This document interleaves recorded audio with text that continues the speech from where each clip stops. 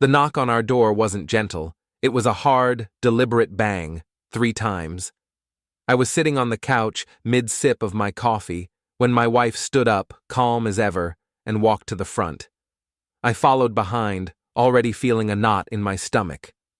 Outside stood 3 people in matching blue polos and khaki pants, clipboards in hand, HOA enforcers. One of them, a short, stiff woman with sharp red lipstick and narrowed eyes, pointed at our house like it offended her personally. "This property is in violation," she said, loud enough for the neighbors to hear. "You've been warned. You're being evicted. Today." I froze. They actually brought a moving truck. It was idling right behind them in our driveway. Our daughter's bike was still leaning against the garage, and our dog, Jasper, was barking madly inside. My wife, calm as a lake on a still morning, crossed her arms and looked the woman in the eye. "Evict us?" she said, tilting her head just slightly. "Do you even know who you're talking to?" The HOA woman squinted. "Doesn't matter. You're in breach. You have 15 minutes to get out, or we begin removing your things ourselves." My wife took a slow step forward. "I'm Commander Ashley Monroe," she said, her voice low and firm. "United States Navy, and what you're doing right now is illegal." That's when everything shifted. The HOA enforcer's face paled, like the blood drained from her cheeks all at once. But you're probably wondering, how did we even get here? Well, let me take you back, because this wasn't just about one overstepping HOA. This was about what happens when power trips meet quiet strength, and how kindness can be mistaken for weakness until it's not. 3 months before that knock, we had just moved into the neighborhood. It was supposed to be a fresh start.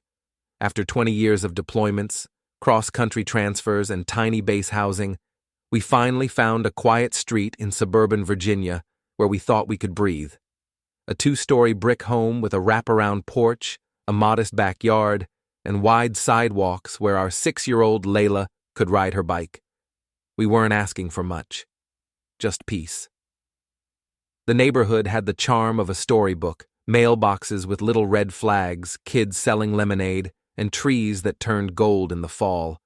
But behind the smiles and manicured lawns lurked something colder, something bossy, something that wore perfume that choked you and heels that clicked like gunshots on pavement. Her name was Karen Whitmore. She introduced herself on day 1, knocked on the door with a gift basket and a clipboard, told us she was president of the HOA and that everything we needed to know was in the handbook. I thought she was just a bit extra. My wife smiled, shook her hand, and thanked her for the cookies. I thought that would be the end of it. It wasn't. The first letter came a week later. Violation number 1, incorrect trash bin placement. I had left our bin beside the garage instead of in the shed. Fine, my bad. I moved it. Then came violation number 2, lawn height exceeds standard. Mind you, our lawn looked like a golf course. Ashley had even hired a veteran-owned landscaping service that did weekly trims. But no, Karen said it was 1/4 inch above the allowed length. I laughed it off. Ashley didn't. "Something's off," she said one night, pulling up her laptop and scrolling through the HOA website. "She's sending these out like clockwork. No one else is getting them." And she was right. The neighbors were nice enough, but distant. We never saw them getting warning letters. In fact, some of their lawns looked wilder than ours. Then the 3rd letter came. Violation number 3, unauthorized flag display. Ashley had hung a small Navy flag beneath the American flag on our porch. A quiet honor to the years she'd served. Karen said it was unapproved decor. That night, Ashley stood in front of the mirror, combing her hair back into her usual tight bun. "This is harassment," she said. But instead of retaliating, she did what she always did, tried to reason first. She went to the next HOA meeting. She dressed down, wore a cardigan instead of her uniform, spoke kindly and clearly. I watched from the back as she politely asked for clarification on the rules. Karen, sitting at the head of the room like a queen on a plastic throne, barely looked up. "The rules are the rules," she said. "Everyone has to follow them." Ashley nodded. "Then I just ask that they be applied fairly to all homeowners." Karen smiled, the kind of smile that meant war. That night, Layla cried because someone had ripped her sidewalk chalk drawings off the pavement and left a note that said, "Keep your mess on your own property." Ashley didn't sleep. The next week, someone filed a complaint saying our fence was too bright. It was off-white, not even painted, just new wood. But Karen claimed it ruined the visual harmony of the block. Still, Ashley held her peace. We started documenting everything, screenshots, printed letters, timestamps. Not because we wanted to fight, but because something was telling us this wasn't just about rules. This was personal. And then came the cameras. One morning, we noticed a small blinking light attached to the tree across the street.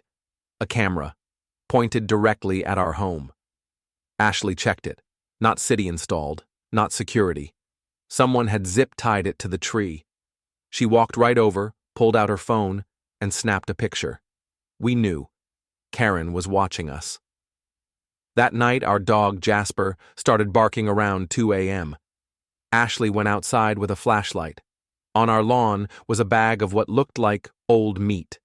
Reeking, flies buzzing. No note. Ashley didn't say a word, she just cleaned it up. But something in her shifted. The next morning, she didn't just wear her usual civilian jacket. She walked outside in full uniform, cleaned the porch in her navy blues, trimmed the bushes in her boots. She wasn't showing off. She was sending a quiet message. Karen watched from her window. That weekend, while we were out grocery shopping, our mailbox was smashed. Ashley called the police, filed a report, installed our own cameras. We told Layla it was just a prank. But we knew. Something was coming. And then it did. On a Wednesday morning, while Ashley was on base and I was working from home, the HOA delivered a final warning. We were being removed from the neighborhood for consistent non-compliance. I laughed out loud reading the notice. But the laugh didn't last long. Because the next day they came back, with people, with clipboards, with a moving truck. That was the knock. That was the line. And that was the moment Ashley stepped outside and told them exactly who they were messing with. But the thing is, Karen didn't flinch. Not yet. Because she still didn't know what Ashley had in store. Not just her rank, not just her record, but the storm she was about to unleash. And just as Ashley opened her mouth to deliver the next words that would change everything, one of the HOA enforcers pulled something out of their bag, a folded piece of paper, and what was written on it made my heart drop. The man holding the paper looked unsure. His hands shook a little as he opened it, glanced down, then handed it to Ashley without saying a word. She took it slowly, eyes narrowing as she read. I watched her expression change, not to panic, but a quiet, brewing fire. It was an emergency override request, signed by Karen herself, citing imminent threat to community safety as justification for bypassing any mediation or vote. It gave the HOA board temporary authority to forcibly remove us, pending an internal review. A review they would conduct themselves. Ashley folded the paper once, then again, calmly tucked it into her pocket, and looked the man straight in the eye. "This is fabricated," she said, her voice low and deliberate. "This will not hold up in any court of law."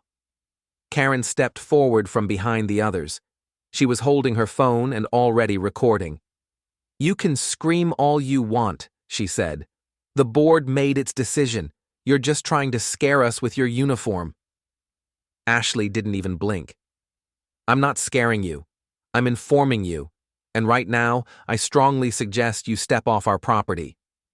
Karen laughed like it was all some petty argument at a school PTA meeting. "This isn't military land, sweetheart. You're in my neighborhood now."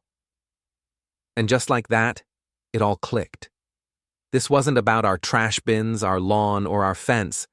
This was about control. Ashley stood still for a moment, Then she turned and walked inside the house, not in retreat, but in strategy. I followed behind her, whispering, "What are you doing?" She didn't answer. She pulled out her laptop, clicked through folders she'd organized weeks ago. Screenshots, timestamps, recorded meetings, videos from our security camera. Then, she pulled up her encrypted Navy login and drafted an email. A single message. Short. Precise. It was going to the base legal department. She sent it. Then she looked at me and said, "Now we wait." Outside, Karen and her people were still pacing like vultures. They knocked again.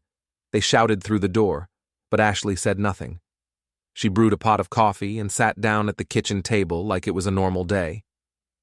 "What if they try to break in?" I asked. "They won't," she said. "Not today." And she was right. Because 20 minutes later, a white, unmarked sedan rolled up. Out stepped a man in plain clothes, but Ashley straightened at once. I could tell by his posture, shoulders square, eyes scanning everything, that he wasn't a regular cop. He introduced himself at the door as Lieutenant Nolan, Naval Legal Services. He looked over the eviction letter, read it twice, then turned to Karen, who had followed us onto the porch.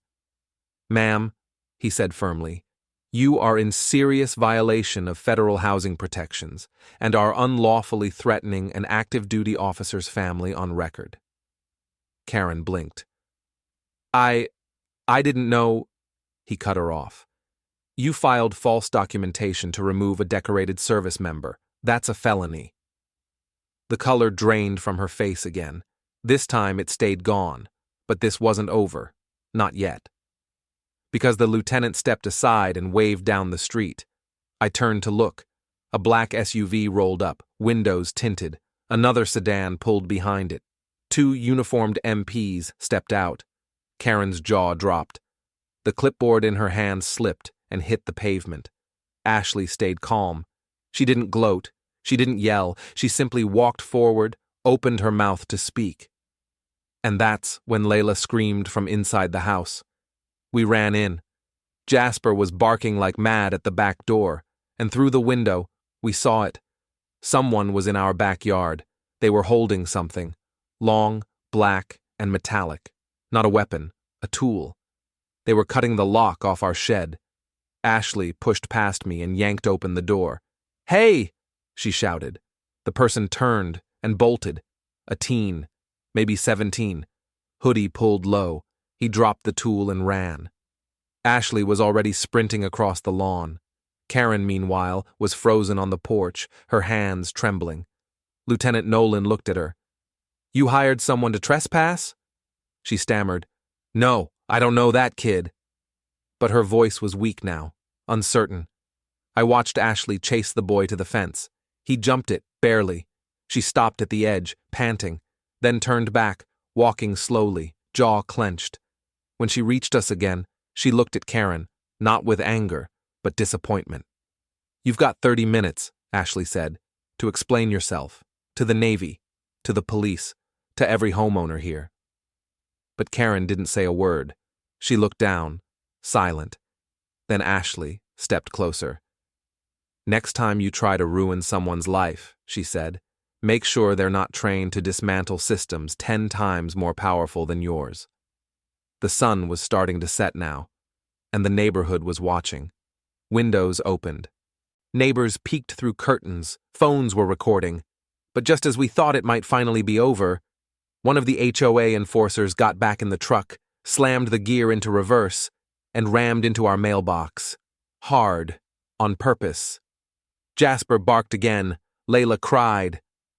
Ashley stepped forward, her hand going to the badge still clipped at her hip from earlier that morning, and I knew this wasn't just about home anymore. It was about justice. The truck didn't stop after hitting our mailbox.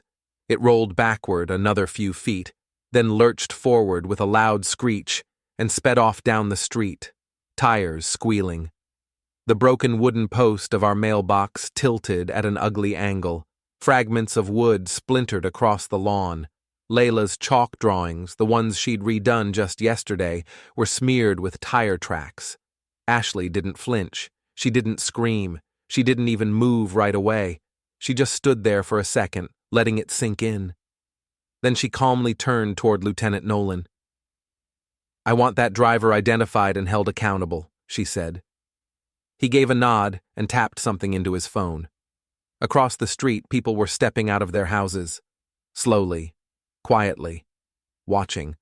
Some were holding phones. Some just looked embarrassed. Karen still hadn't moved from the porch. She looked like a statue. Her confidence had cracked, but her pride held her in place. She refused to speak. Ashley walked over to her. "You're not just an HOA president now, Karen," she said quietly. "You're the face of criminal harassment against a service member's family." Karen blinked fast, trying to form a response, but no sound came out. Ashley didn't wait. She turned to Lieutenant Nolan. "We need a restraining order, and I want a full investigation opened." "Already started," he replied. "MPs are calling it in." It all seemed like it was wrapping up. The scene looked calm, but inside me, something felt off. Too quiet, too incomplete. Ashley and I went back inside, pulling Layla close. Jasper settled down, still growling low under his breath. Ashley sat on the couch, rubbing her temples. But then, the doorbell rang. We exchanged a look. It had only been 5 minutes since the truck fled. Ashley opened the door, cautiously this time. It wasn't Karen. It was one of our neighbors, a man named Doug, retired firefighter. He lived 3 houses down. He looked uncomfortable, holding a folder in one hand and a Tupperware dish in the other. "Evening," he said. "Didn't mean to bother. Just figured now was a good time." Ashley stepped aside and let him in. He handed her the folder. "I've been keeping records," he said. "I wasn't sure who to show it to, but after what happened today..." Inside were printed emails, letters, screenshots, anonymous complaints, some with names attached. Karen had been targeting families for years, veterans, single mothers, immigrants, anyone who didn't fit her exact version of perfect. Ashley flipped through the pages. Her fingers slowed as she saw a name. "Sarah G.," she read aloud. "Evicted in 2022. Doug nodded. "Single mom. Left 2 months after moving in. Karen made it impossible." There was another. "Victor R., fined 17 times in 3 months, sold his house under pressure." Ashley's voice tightened. This was never about the rules. "No," Doug said. "It's always been about control." I watched her eyes narrow, her mind already building a plan. We weren't just going to survive this, we were going to expose it. But before anything could be said, there was a loud smash outside. We all rushed to the window. Our car's windshield, shattered, cracks spider-webbed from a single rock that still sat in the center of the hood. Ashley's eyes burned with a fire I hadn't seen in years. Doug looked stunned. "Who would—" Ashley was already moving. She grabbed her phone, pulled up the security cam app, rewound 10 seconds. And there he was, same teen from earlier, hoodie, face barely visible, but this time he didn't run. He stood at the edge of our driveway and looked directly at the camera. Then he held up a hand. Not a middle finger, not a gang sign, just 5 fingers spread wide. A message. The 5th warning. Ashley stared at the screen, then whispered, "He's not acting alone." We called the police again. Lieutenant Nolan stayed with us. Officers arrived quickly this time, circling the street. They took photos, asked questions. Layla was shaking, so I took her upstairs and sat with her, reading one of her favorite picture books, while Ashley dealt with the officers. But just as I was turning the last page, she came into the room, face pale. "What?" I asked. She held up her phone. The base had called her back. The investigation was underway, but something new had come up. A document from the HOA, sent to base command behind her back, a formal complaint, filed against Ashley. Negligent conduct, failure to comply with civilian housing agreements. My stomach dropped. Karen had gone even further than we thought. She hadn't just tried to get us evicted. She had tried to ruin Ashley's career. Ashley sat down on the edge of the bed, eyes distant. She wanted to break me, she said. Not just from the neighborhood, from everything. I sat beside her. What now? She looked up at me, and for the first time in this whole mess, she smiled. A quiet, dangerous smile. We go higher, she said. This isn't just a neighborhood problem anymore. And just as we thought we'd seen the worst of it, Doug called from downstairs. You're going to want to see this, he said. We rushed down. The door was open. Taped to the front of our house was a red envelope. No address, no name. Inside was a single photo of Ashley in uniform and a note scrawled in ink. You think you're protected, but we protect our own. Ashley held the photo in her hands, her fingers shaking, not with fear, but something worse, resolve. And in that moment, I realized the fight was no longer about property lines or lawn care. It was about dignity. It was about truth. And Ashley wasn't about to back down. Not now. Not Ashley didn't say anything for a while. She just stared at the note, her thumb brushing over the photo like she was memorizing it. That picture wasn't just a threat. It was a line being crossed. Someone had followed her, snapped that shot without her knowing. On base. In uniform. You see what this is? She finally said, her voice like cold steel. This isn't HOA drama anymore. This is stalking, military intimidation. Doug stood nearby, jaw clenched, arms crossed tight. Karen's got people. She acts like she's just following the rules, but she's been building her little empire here for years. You're not the first she's tried to break. Ashley handed me the note, then pulled out her phone and started dialing. Not just local authorities. This time, she was going federal. She called Naval Intelligence, then the Office of Inspector General, then she called in a favor from an old friend in the Department of Defense. I'd seen her handle pressure before, off the coast of Yemen during drills in the middle of typhoons. But this was different. This was personal, and she was locked in. We're going to expose this, she said, pacing now. Not just Karen, the entire board, every enabler, every resident who turned a blind eye while she bullied people into silence.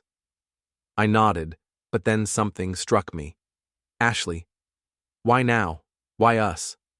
She stopped pacing. Because I didn't flinch, she said. Because I wore that uniform, stood on my porch, and made her feel small.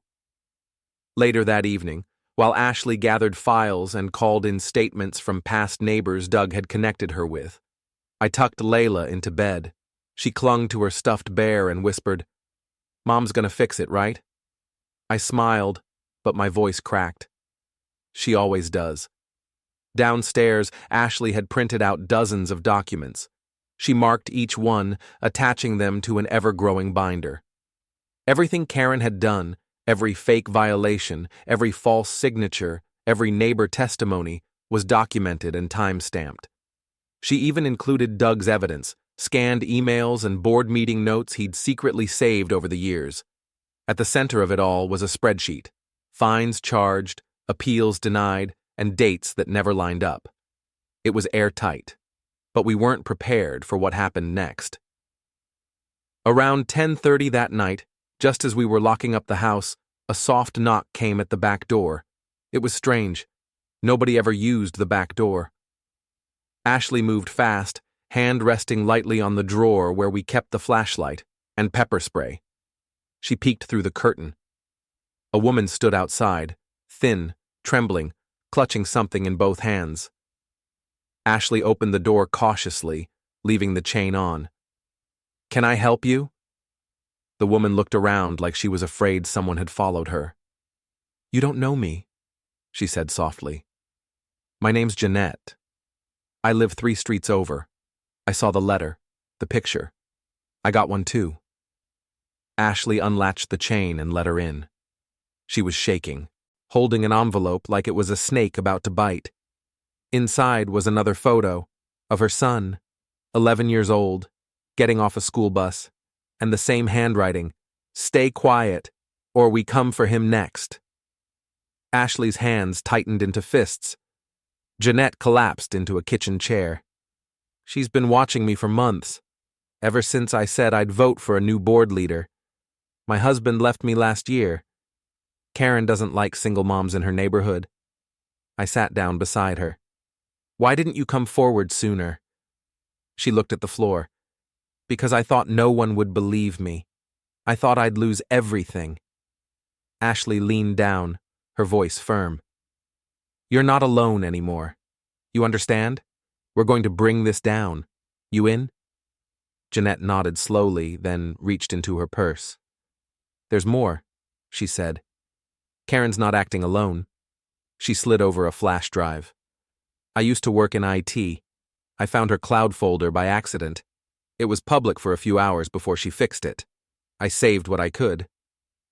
Ashley plugged the drive into her laptop. Inside were folders named Compliance, Surveillance, and one marked Special Cases. She clicked it open. There were files, so many files. Dossiers, photos, notes, personal information about nearly every resident on the street, political views, job titles, security clearances, and in one file, hours. I saw my name, Ashley's service record, Layla's school schedule. I felt sick. Ashley scrolled down, then stopped. Her hands froze. There, buried deep in one of the folders, was a scanned signature. Ashley's, forged, used to authorize her own eviction from the board's file. "That's it," she said. "That's the final nail." The next morning, Ashley dressed in full uniform again. She didn't say much, just kissed Layla on the forehead, handed me a backup drive with every file she'd copied, and said, "If anything happens to me, you send this to every military journalist you can find." I watched her pull out of the driveway with Jeanette in the passenger seat. Doug showed up shortly after with a thermos of coffee and said simply, "Whatever happens today, it's going to be big." Around 9 a.m., Ashley arrived at the HOA office, but she didn't walk in alone. Behind her marched 2 military police officers, 1 federal agent, and a woman from the Department of Housing and Urban Development. They weren't there for tea.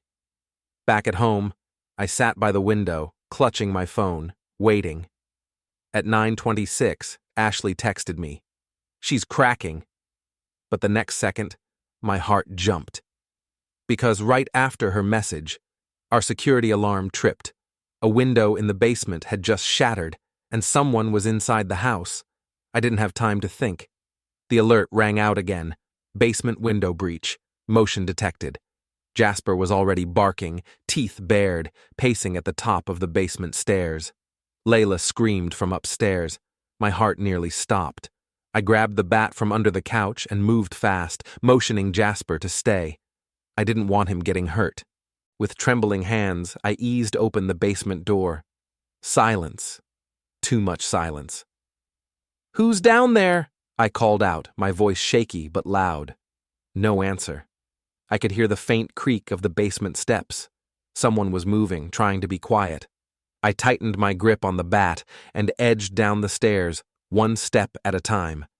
Every creak echoed like thunder. I reached the bottom and flipped the light switch. Nothing. Power to the basement had been cut. That's when I heard it. A low rustling sound from the storage corner. I stepped forward, barely breathing. Then I saw him. Same teen, hoodie, face half covered. He wasn't holding a weapon this time. He was clutching a box, one of our file boxes, the one labeled military records. He saw me and froze. "Put it down," I said. "Right now." He didn't move, just stared at me with wide, panicked eyes. I didn't know what he was going to do next, but he didn't fight. He dropped the box and without a word, turned and sprinted toward the broken window. "Wait!" I shouted, but he was gone.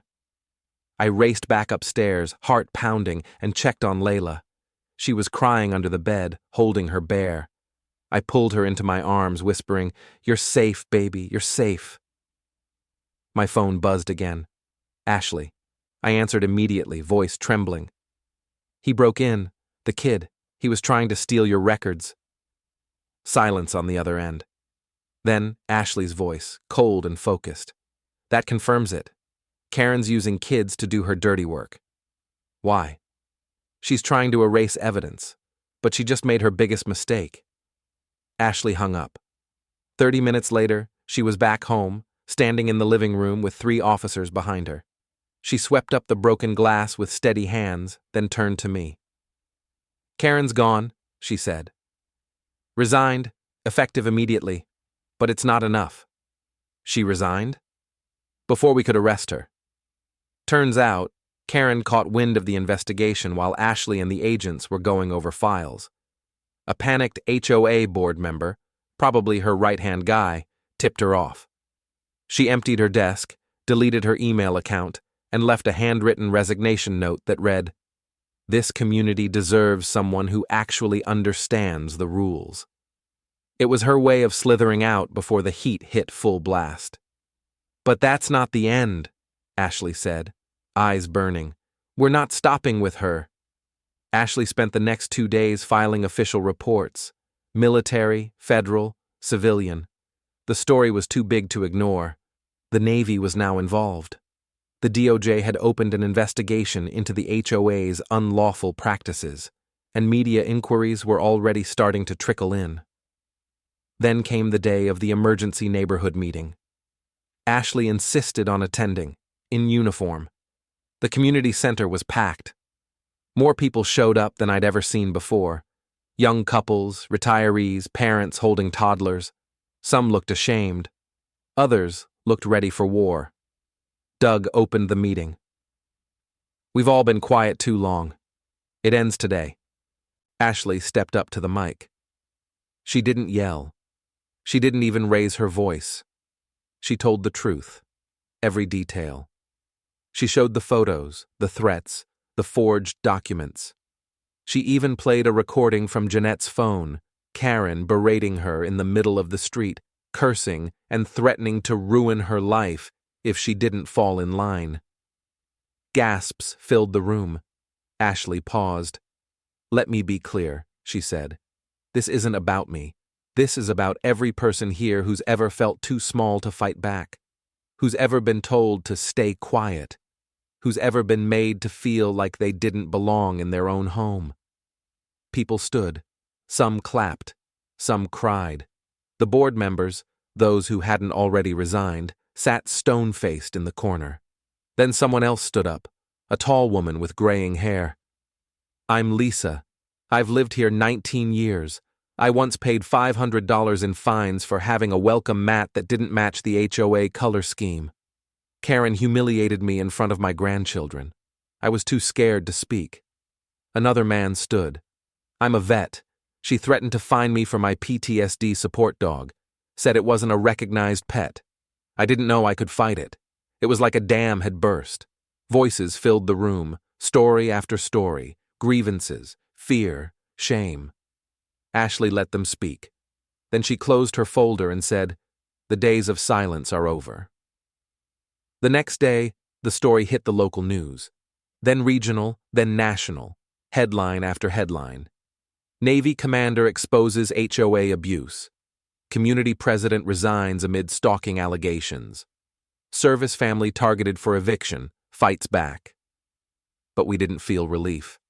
Not yet. Because 2 nights later, just after we put Layla to bed, I went outside to take out the trash and stopped cold. A car was idling at the end of our driveway, lights off, windows tinted, just sitting there, watching. And inside, a faint red glow, a lit cigarette. It wasn't over, not yet. I stood frozen on the front steps, trash bag in hand, staring at the dark shape of the car at the edge of our driveway. The engine idled low and steady, the orange glow of the cigarette pulsing like a slow heartbeat. My first instinct was to go back inside and lock the doors. But something deeper, colder, rooted me in place. Then, just as I started backing up, the car's headlights flicked on, high beams, blinding.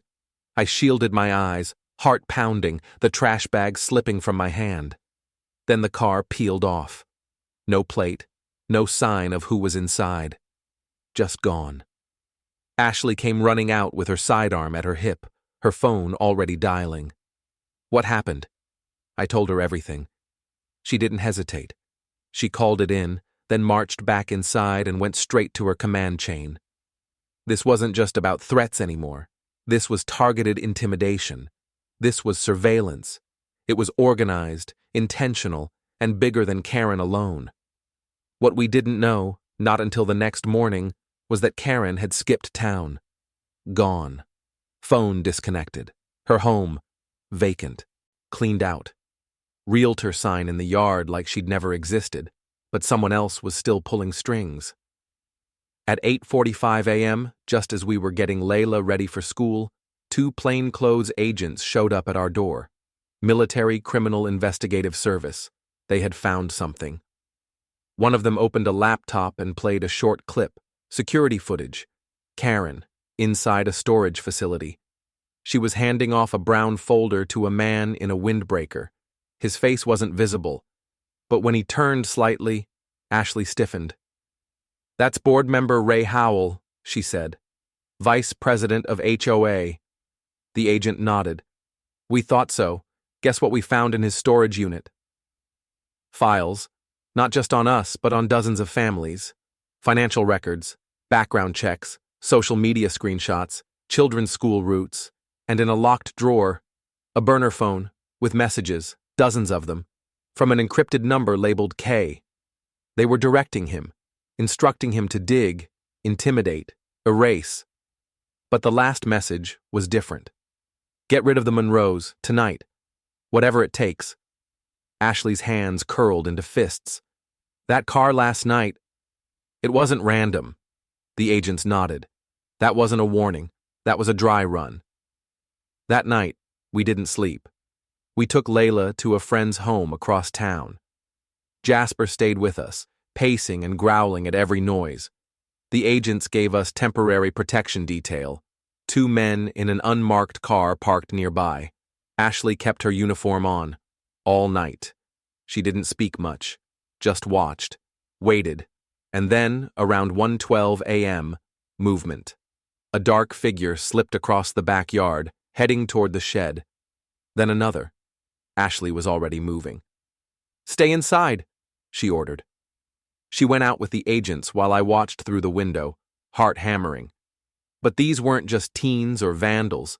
One of them had a crowbar, another what looked like a gas can. I gasped. They weren't just here to scare us. They were here to burn our lives to the ground. Before they could act, the agents pounced. Ashley moved like a flash of lightning, grabbing the gas can, kicking it away, pinning one of the men to the ground with a single, practiced move. "Don't you move!" she shouted. Sirens wailed seconds later. 2 police cruisers pulled up fast. The agents handed over the suspects, who were cuffed and loaded into the back seats. One of them, Ray Howell, caught red-handed. The other was a private investigator, hired weeks ago under the table. It was over. Really, truly over. In the days that followed, everything unraveled. The press swarmed the story. The HOA board disbanded under federal investigation. Karen was found in a cabin 2 states over, arrested and brought back in cuffs. She pled guilty to conspiracy, harassment, and attempted arson. Neighbors we barely knew dropped by to thank us, some with cookies, others with trembling apologies. One man sobbed, "You saved us, all of us." But Ashley never boasted. She just said, "You don't let people like that win, not on my watch." We rebuilt the mailbox together, replanted Layla's crushed flower bed, repainted the fence with the exact same color Karen once called too bright. Then came the final meeting. A new HOA, new faces, new rules. They offered Ashley the presidency. She declined. "Let someone else lead," she said, "but make sure they lead with compassion." One by one, the old residents found their voices. Stories were shared, wrongs were mended. As for us, we stayed, not because we had to, but because we earned it. Ashley was promoted, given a commendation for civic courage. Layla started sleeping through the night again. And me? I still take the trash out every evening. But I don't flinch at headlights anymore. Because the people who tried to break us underestimated one thing. My wife was trained to survive war. And she brought that strength home. This time, not for her country,